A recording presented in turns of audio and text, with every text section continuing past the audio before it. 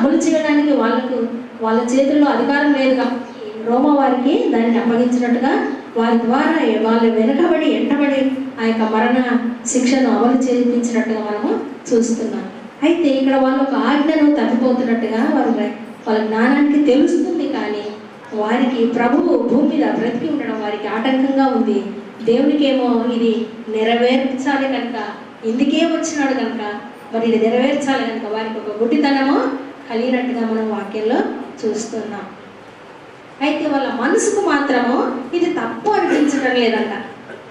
ఒక ప్రశ్న మనం వేసుకున్నట్లయితే వాళ్ళకి తప్పు అని ఎందుకు అనిపించడం లేదు? అనిష్టగా ఉండాలి, పాపులతోని తిరుగుతున్నాడు, పాపులతోని మరి భోజన పంక్తిలో కూర్చుంటున్నాడు కాబట్టి ఈయన మెస్సయ్య కాదు అని వాళ్ళు దాన్ని ఖచ్చితంగా నమ్ముతున్నారు కనుక ఆయనను సిలువ వేయడానికి దేవదూషణ చేస్తున్నాడు, దేవుని కుమారుని చెప్పుకొని మరి రాజద్రోహం కూడా చేస్తున్నాడు, రాజుకు వ్యతిరేకంగా ప్రజలను ప్రేరేపించాలి.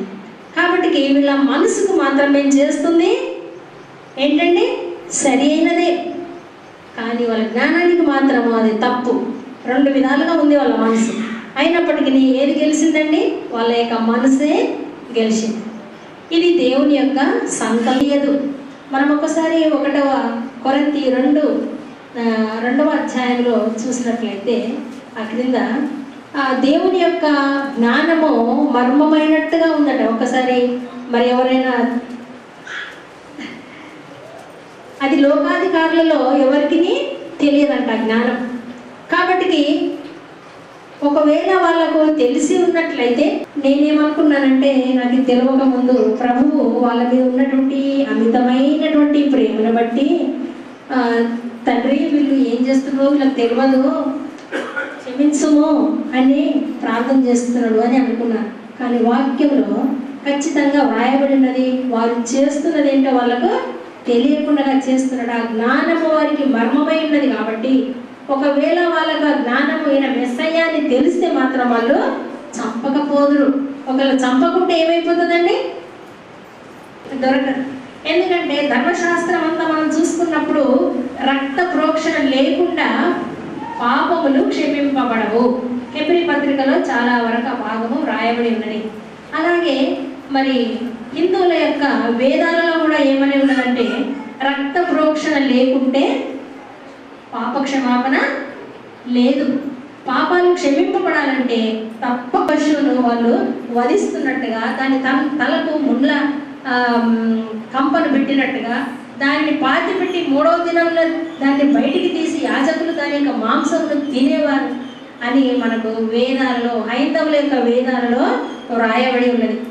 మరి ఇక్కడ కూడా మన ఇశ్రాయేలీల యొక్క ధర్మశాస్త్ర గ్రంథంలో ఏమని ఉన్నదంటే పాప క్షమాపణ మనకు కావాలంటే ఏం కావాలా? రక్త ప్రోక్షణ. అప్పుడు పరిశుద్ధుని యొక్క రక్తమే మన పాపాలను క్షమింపబడడానికి సరిపోతుంది. కాబట్టి ఇప్పుడు యేసు ప్రభువును వాళ్ళు చంపకపోతే యేసు ప్రభు మెస్సయ్య అని వాళ్ళు తెలుసుకున్నట్లయితే, ఈయననే మేము కనిపెడుతున్నటువంటి మెస్సయ్య అని వాళ్ళు గ్రహించినట్లయితే ఆయనను సిలువ వేయకపోదురు కనుక ఉండకపోవును. మనకు ఆ నిరీక్షనే ఉండదు. చనిపోతే మనం ఏమైపోతామో మనకు అతీగతి ఏమి కూడా లేదు. కాబట్టి ప్రభు ఏమంటున్నారు? వీరు ఎరగరు, వీళ్ళను క్షమించు. నిజమే కదండి, తప్పులు తెలియకుండా చేసిన వారిని క్షమించడము కొంచెము సమంజసమే. బైబిల్లో కూడా ఏమని ఉన్నదంటే తెలిసి తప్పులు చేసిన వారికి అనేక దెబ్బలని లూకాసు వార్తలో రాయబడి ఉన్నది. తెలియక తప్పులు చేసిన వారికి క్షమాపణ ఉంటుందా? ఉంటుంది. అయితే దేవుడు ఇక్కడ వీళ్ళను క్షమించమని ప్రార్థన చేయడం అంటే వాళ్ళని తరుణమును వాళ్ళకు దేవుడు ఇచ్చినట్టుగా మనము గ్రహించుకుంటున్నాం. ఎందుకంటే దేవుడు చాలా మంది మనం పొరపడుతూ ఉంటాం. ఏంటంటే దేవుడు తండ్రిని కోరుకున్నాడు కదా క్షమించమని, కాబట్టి మన క్షమాపణ దొరికిపోయింది, ఇంకా మనం ఏం చేసినా పర్వాలేదు, మన ఇష్టం వచ్చినట్టుగా మనము దాన్ని తెలియకుండా దాన్ని అపార్థం చేసుకొని జీవిస్తూ ఉంటాం. కానీ ఇక్కడ క్షమించమంటే రక్షించినట్టు కాదు కానండి, రక్షింపబడటకు ఒక తరుణమును ప్రభువు ఏర్పాటు చేసినట్టుగా మనము గ్రహించాలి. మరి ఒకవేళ రక్షిస్తాడు అనుకున్నప్పుడు మరి మనం అట్లా అపార్థం చేసుకున్నప్పుడు ఒక విషయం మనం జ్ఞాపకం చేసుకోండి. ఎడమవైపున ఉన్న దొంగలే ఈ దొంగ వేడుకున్నాడు, కానీ ఆ ఎడమవైపున ఉన్నటువంటి దొంగ ప్రభువును మరి గ్రహించలేదు, వేడుకోలేదు, చెప్పుకోవాలి. ఈ విధంగా ప్రభువు తన యొక్క జీవితకాలం అంతా ఎన్నో మాటలు చెప్పి ఉన్నాడు. అయితే ఈ 7 మాటలు ప్రభువు పలికినప్పుడు శిలువ మీద ఆయన మాటలు అక్కడే కలువరి కొండ మీదనే ఉండిపోలేదు. ఆ మనుషుల మధ్యనే ఆ మాటలు నిలిచిపోలేదు. కానీ ఇన్ని సంవత్సరాలు అయిపోయిన తర్వాత 2000 సంవత్సరాల తర్వాత కూడా ఈ మాటలు మన వరకు వచ్చినాయంటే చూడండి, దేవుడు యొక్క మాటలు ఎంత నిర్మలమైన, పరిశుద్ధమైన, పవిత్రమైన కనుకనే ఇవి గ్రంథాల్లో రాయబడి మన వరకు మరి మన కాలంలో మనం చదువుకొని ఒక మాట మేము విన్నామేమంటే ప్రభు పలికినటువంటి మాటల్లో 5 మాటలట కంప్యూటర్ అయిన స్వయంగా ప్రభు యొక్క స్వరంతో పలికినటువంటి మాటలే మరి క్యాచ్ చేసి అలా రికార్డు చేశారు. ఇంకా 2 మాటలు ఇంకా పట్టగలిగితే అక్కడ లోపల వస్తాయని అక్కడ వాళ్ళు చెప్పినట్టుగా గుర్తుంది నాకు. అంటే చూడండి, ఈ యొక్క మనం మాట్లాడే ప్రతి మాట కూడా మరి గాలిలో రికార్డ్ అయ్యి ఉంటారు. దానికి ఆయా పరికరాలు వచ్చినప్పుడు ఆ మాటల్ని పట్టగలుగుతున్నారు. ప్రభు తన నోటితో స్వయంగా పలికినప్పుడు అప్పుడు జనాలే విన్నారు. కానీ దాని యొక్క మాటలు రికార్డింగ్ ద్వారా మరి ఇప్పుడు మనం కూడా కొన్ని మాటలు వినగలిగే అవకాశం మనకు దొరికిందని గ్రహించుకుంటున్నాం. ప్రభు తన యొక్క మరి ఆ యొక్క విజ్ఞాపన ఎందుకు చేసిందంటే ఆయన ముందుకు తండ్రి యొక్క కుడిపార్శ్వన కూర్చుని ఆ యొక్క విజ్ఞాపన చేయవలసినటువంటి వాడై ఉన్నాడు. పరలోకంలో తన శిలువ మీద ఈ యొక్క విజ్ఞాపనను చేస్తున్నాడు. ప్రభు చేసినటువంటి ఈ యొక్క ప్రార్థన పరలోకంలో తండ్రిని మరి ఆయన తండ్రిని కదిలించి వేస్తున్నాడు. ఆయన యొక్క సింహాసనాన్ని ఆవరించుకొని ఉన్నట్టుగా మరి ఆ యొక్క సింహాసనం కదిలింపబడినట్టుగా మనము గ్రహిస్తూ ఉన్నాం. ఎందుకు అని అంటే పరలోకంలో ప్రభు చేస్తున్నటువంటి ఈ కార్యక్రమం చూసి మరి తండ్రి అయిన దేవుడు పరలోకంలో ఉన్నటువంటి దూతల గణాలన్నీ కూడా స్తంభించి పోయినాయట. ఈ యొక్క నరబలి ఇంత భయంకరమైనది ఏంటిది, ఎట్లా క్రీస్తువే స్తంభించి పోయినటువంటి ఈ యొక్క ఘోరమైనటువంటి ఈ యొక్క మరణాన్ని మనం ఈరోజు ధ్యానం చేసుకుంటున్నప్పుడు మరి మన యొక్క మనసును కూడా ఎంత కఠినమైన మనసైనా కానీ మనది ఆ యొక్క శిలువ ధ్యానం చేస్తున్నప్పుడు కరిగిపోవలసిందే. కరిగిపోయినప్పుడు కళ్ళలో నుంచి మనకు తప్పక నీరు రావాల్సిందే. ఈ యొక్క మరి యొక్క ప్రార్థన మనము చేయగలుగుతామండి. ఇతరులకు అంటే క్షమించడం, అంటే మర్చిపోవడం. ఈ ప్రేమ క్షమ అనేది జంట పదాలు. ఈ క్షమాపణ అనేది ఎప్పుడు వస్తుంది, ఎప్పుడు అపారమైనటువంటి ప్రేమ ఉంటేనే మనము క్షమించగలుగుతాం. చిన్న విషయాలంటే ఒకసారి అంటే ఇట్స్ ఓకే అంటాం.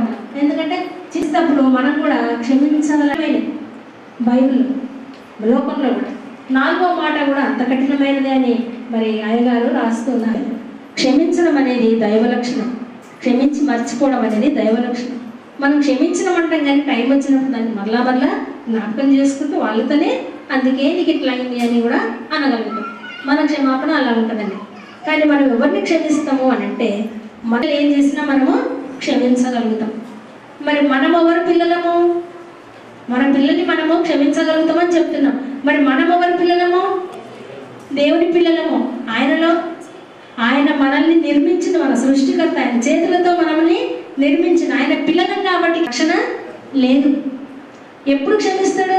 మనం పిల్లల్ని ఎప్పుడు క్షమిస్తామంటే మమ్మీ డాడీ నా తప్పైపోయింది, ఇంకొకసారి నేను ప్లీజ్ నన్ను క్షమించు అన్నప్పుడు మనం ఏం చేస్తామో క్షమించగలుగుతాం. లేదా వాళ్ళు అదే విధంగా చేస్తుంటే కొన్ని శిక్షల్ని మనము వేస్తుంటాం. ప్రభు రక్షించే దేవుడు కనుక మనల్ని శిక్షించేవాడు కూడా ఆయనే. ఎందుకు అనంటే మరి ప్రభు కూడా కన్నీటితో ప్రార్థన చేసి మరి శ్రమల ద్వారా విధేయతను నేర్చుకున్నాడట. ప్రభువుకే మరి విధేయత రావాలంటే శ్రమలు అవసరం వచ్చినాయి. కాబట్టి మనకు కూడా ఏం కావాలి? శ్రమలు అనేటువంటివి కావాలి. జీవితంలో అంతా సౌఖ్యంగా ఉంటే మనము దేవునికి దక్కనే దక్కం. శ్రమలు అనేటువంటివి మనకు రావాలి. శ్రమలలోనే మనం దేవునికి సన్నిహితులుగా కాగలుగుతాం. శ్రమలలోనే మనకు దేవునితో చనువు అనేది ఏర్పడుతుంది. ఈ యొక్క చనివే మనల్ని పరలోక రాజ్యం పెట్టు ఎక్కించగల దేవుని రూపం. దీన్ని మరి బైబిల్ గ్రంథంలో మనం ఎవరైనా చూపించినట్టుగా మీకు గుర్తుండే చూస్తున్నప్పుడు యోసేపును తన సహోదరులైనటువంటి వారు అమ్మివేసి చంపాలని ప్రయత్నం చేసి చివరికి అన్యులకు అమ్మివేసినట్టుగా మనకు బైబిల్లో వ్రాయబడి ఉన్నది. అమ్మివేసినప్పుడు తన సహోదరులు శిక్షించగలిగేటువంటి స్థితిలో ఉన్నాడు. యోసేపు. కానీ వాళ్ళకు కరువు దినములలో, కానానులో కరువు దినములు వచ్చినప్పుడు ఐగుప్తులో ధాన్యం ఉన్నదని తెలుసుకు క్షమించినట్టు కాదు. కాబట్టి యోసేపు కూడా ఇక్కడ తన సహోదరుడు తనను చంపాలని ఏమన్నాడంటే, నేను మిమ్మల్ని, మీరు భయపడకండి, మిమ్మల్ని మీ పిల్లల్ని కూడా నేను పోషిస్తాను అని చెప్పి వారిని ఆదరించి వాళ్ళతో ప్రేమగా ప్రీతిగా మాట్లాడినట్టుగా చూస్తున్నాం. ఈ విధంగా యోసేపు దేవుని యొక్క, యేసుప్రభు యొక్క క్షమారూపాన్ని తన యొక్క సహోదరుల ఎడల ఆయన ఇశ్రాయేలు తీసుకొని దావీదును తరుముకుంటూ, దావీదును వెతుక్కుంటూ వెళ్ళినట్టుగా మనము చూస్తున్నాం. అయితే దావీదును కానీ దావీదుతో ఉన్న మనుషులు ఏమంటున్నారు, ఇదిగో నీ శత్రువును నీ చేతులకు అప్పగించిన దినం, యెహోవా నీ చేతులకు అప్పగించిన దినము ఇదే, కాబట్టి నువ్వు వెళ్ళి సౌలుని నీకు ఇష్టం వచ్చినట్టుగా చేయమన్నా. దావీదు వెళ్ళినాడు కానీ ఆయన ఒక వస్త్రం చెంగును మాత్రమే కోసి అక్కడ ఒక చక్కని మాట అన్నాడు, నా ప్రభువు చేత అభిషేకింపబడిన వాణిని నేను ఈ విధంగా చేయను. ఎంత నీతి అండి దావీదుది కదా. మరి ఒకవేళ దావీదే ఆయన చేతిలో పడితే ఏం చేసేవాడు? ఆయన సౌలు చంపేసేవాడు. ఎవరైనా మరి లోకంలో ఉన్న పద్ధతి ఏంటంటే, యాజకులైనా సరే, మరి ఒక అధికారులైనా సరే, రాజులైనా సరే, అయితే ఈ యొక్క ధ్యానం చేసుకుంటేనే కాదు, ఇది మా యొక్క జీవితంలో మేము ఆచరణలో పెట్టుకోగలుగుటకు సహాయం దయచేయండి నాయన. మరి క్షమాపణ అనేటువంటి మనస్సును మాలో ఉంచి మమ్మల్ని బలపరచునండి. ఈ దిన దీవెనతో మమ్మల్ని నింపుకొని యేసునామమున వేడుకొంచున్నాం తండ్రి, ఆమేన్. నాకు ఈ అవకాశం ఇచ్చినటువంటి అయ్యగారికి, అమ్మగారికి మరి నా వందనాలు. ఓపికతో కూర్చొని విన్నందుకు మీకు నా యొక్క మరి వందనాలు. సమయం ఎక్కువైనందుకు క్షమించండి.